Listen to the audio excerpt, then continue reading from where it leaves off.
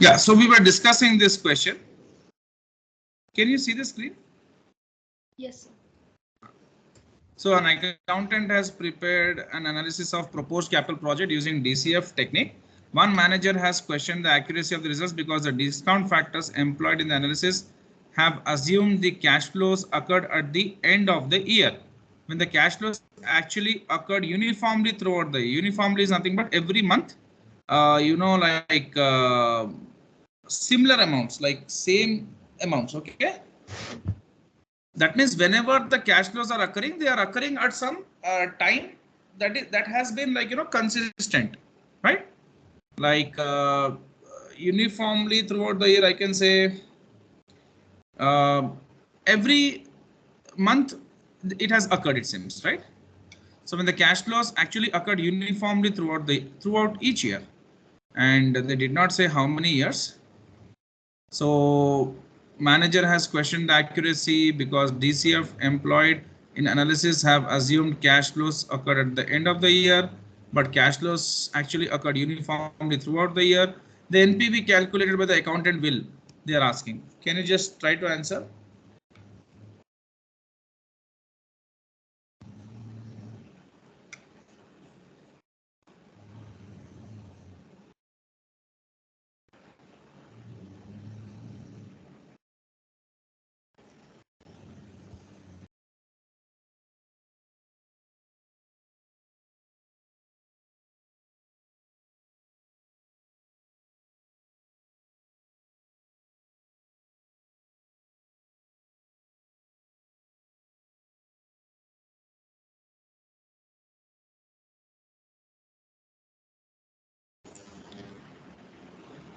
Yeah.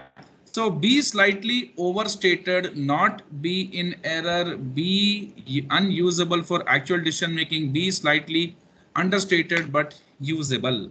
So what can we know with this?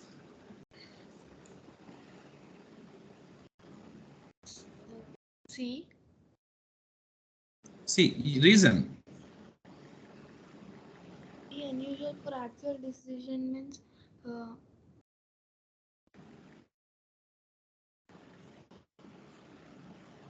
Sorry.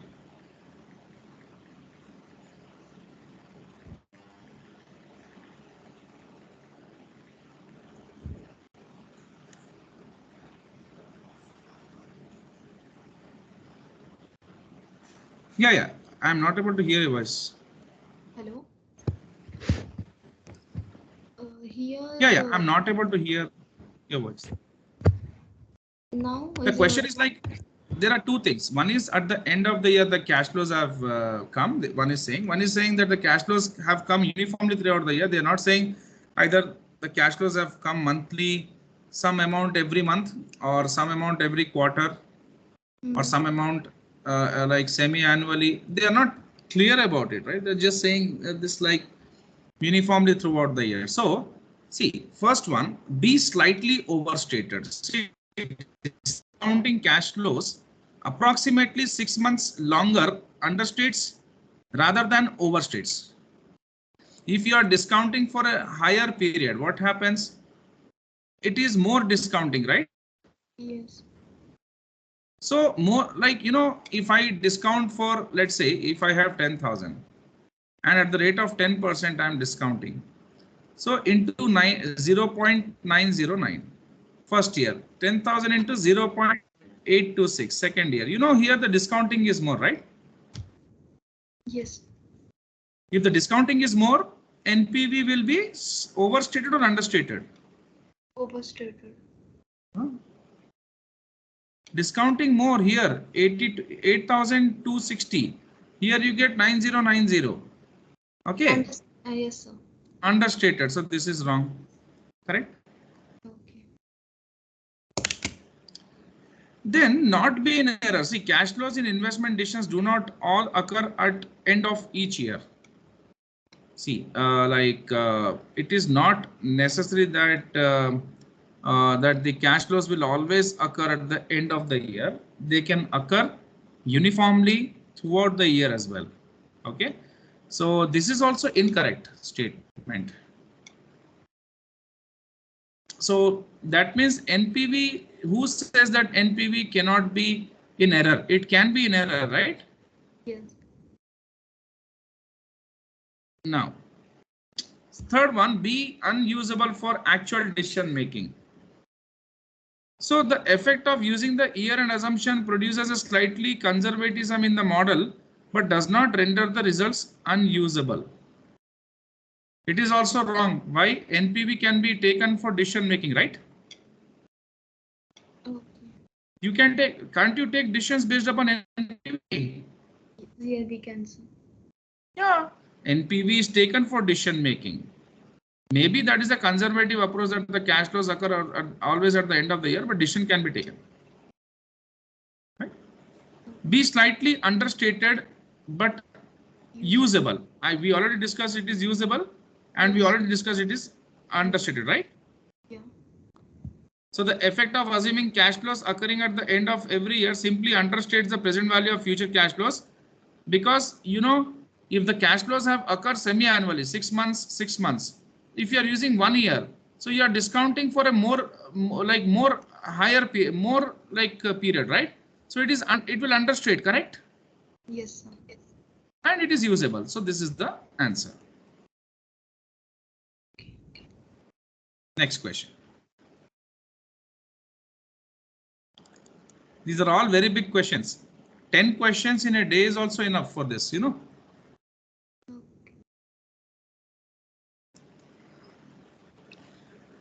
A company is considering the purchase of a new machine at cost of 45,000. This is the investment. Okay. Cash outflow. The machine is expected to generate annual after-tax cash flows of this, and this, respectively, over its 3-year life. The company has a required rate of return on investments in capital equipment at least 7%. They are asking, should the company purchase the equipment? See, if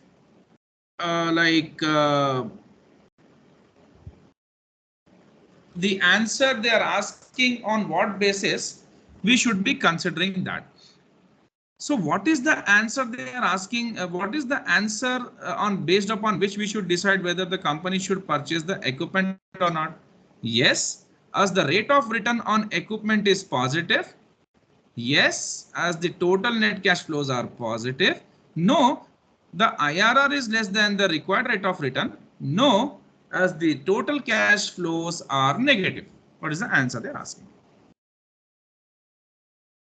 I think B. Net cash Sorry? flow. B.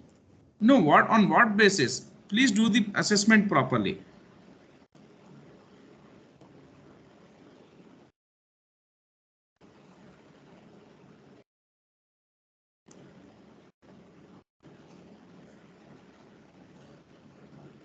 So now what we should do is, yes, the rate of return on the equipment is positive. So how are we going to find out the rate of return on equipment? So what we are going to do, a company is considering the purchase of new machine for this. This is the investment. Machine is generating the cash flows respectively over its 3-year life. Company has a required rate of return on investments in capital equipment of at least 7%. Should the company purchase the equipment they're asking? Yes, the rate of return on equipment is positive.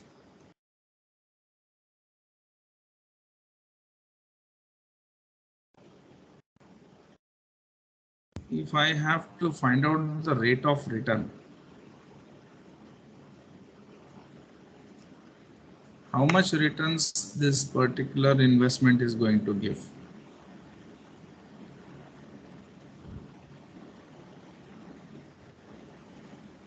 Rate of return.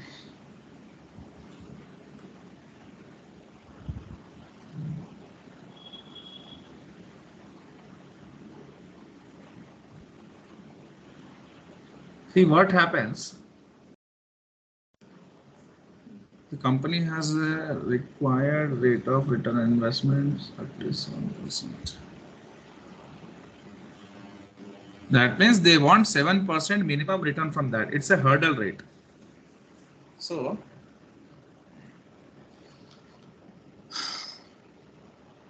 generally we are not doing this capital budgeting based upon rate of return. We are always going for either internal rate of return or NPV. We are considering those things, right? So the investment is 45,000 and the cash flows they are generating is how much? If I just take let's say we will take 12,000, take 19,000, 16,000, right? Into. We will just try to discount them. Can you do the discounting, Samre? Yes. And tell me the answer. Just tell me the total discounted cash flows in 3 years. Whatever you're getting, just add them. I'll not put the bracket because it will be confusing. Is equal to, is equal to, is equal to. Tell me the total. I'll tell you what that is.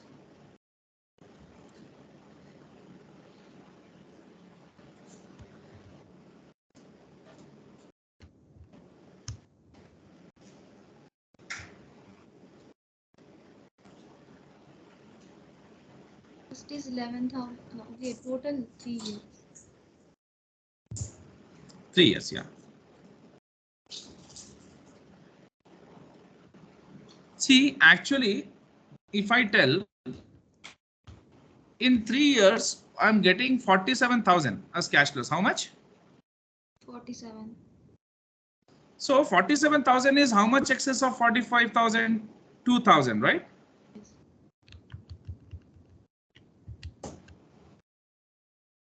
Is it so? Yes, sir. 2,000 is how much of 45,000? Because the investment is 45,000, right? See, this is your investing, this is your getting. So whatever you have invested is this, whatever you got is this. So this is how much more than this? 2,000. So 2,000 by 45,000 is 4.4%. That is less than this, right? Yes. Actually, I'm thinking in that way because they are speaking rate of return. Rate of return is nothing but what we invested if it grows. That growth divided, that growth is nothing but the difference between what the cash flows are and what we have invested divided by how much we have invested into 100. 4.4 I'm getting. That is less than this. Okay. So this is incorrect answer, right? Yes. Company cannot purchase the equipment on this particular perception. Second, yes, the total net cash flows are positive. So if I have to answer this question, net cash flows. So they are saying net cash flows, right? And in discounted cash flow technique, we take discounted cash flows, right? So can you tell me the first one? First answer, 11,220. Second one, 16,587.